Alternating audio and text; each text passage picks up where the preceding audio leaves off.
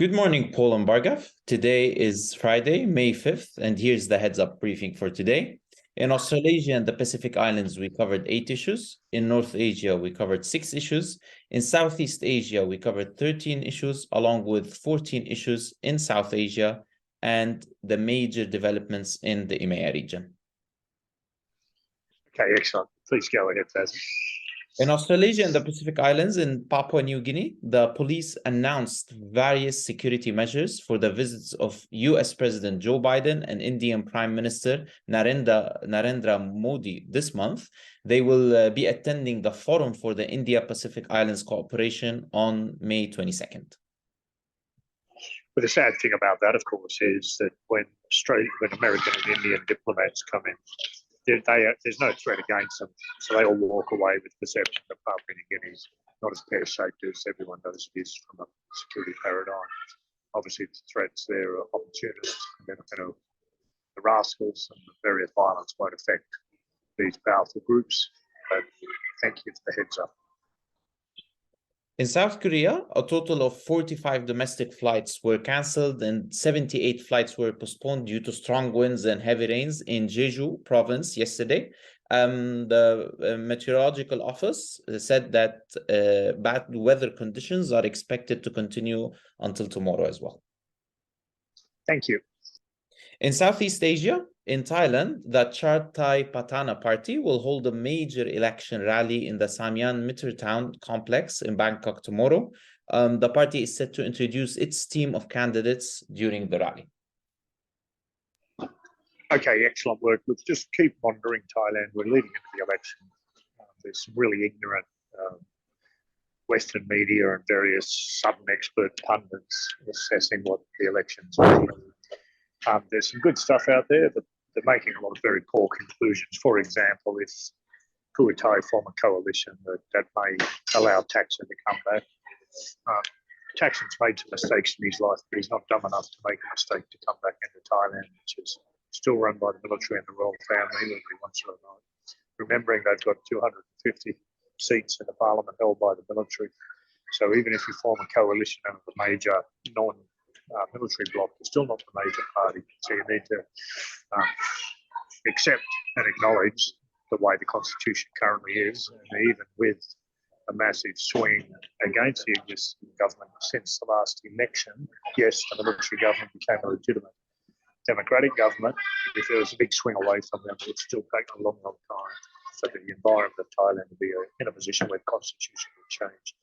So we need to educate our clients on who are the emerging parties, but really keep it in perspective of it's in Thailand, it's not in Westminster.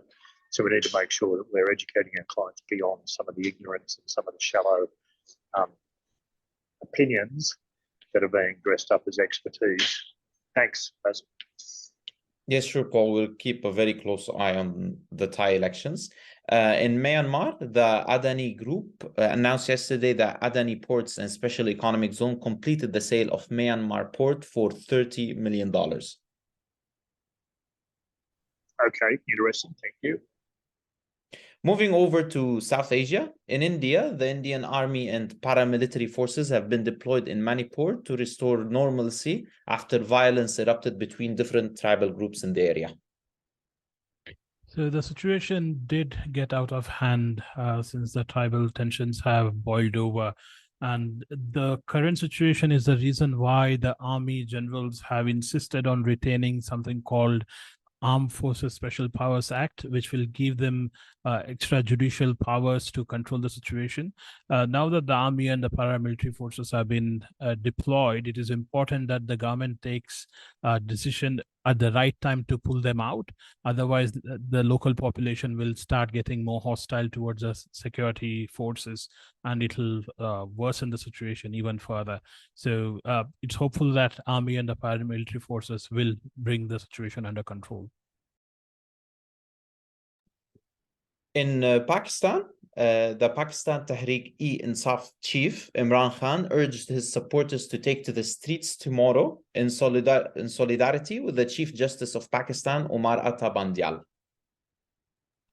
This is not surprising. The opposition party is playing politics with judiciary while the sitting government is not heeding to judiciary's judgment. So this is typical Pakistan for you.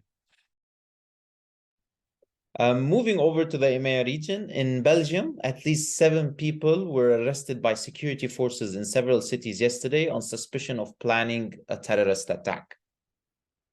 That's concerning. Thank you, Bassel. In Russia, the Russian authorities accused the US of being behind a drone attack at the Kremlin citadel in Moscow. Authorities said that such decisions are made in Washington, D.C. and not in Kiev. I wouldn't actually rule this out. What's more pressing would be to see how Russia will react to this, how it will escalate the conflict in Ukraine, and what other steps they're going to take. In Africa, I think it's, Basil, just let me jump in there.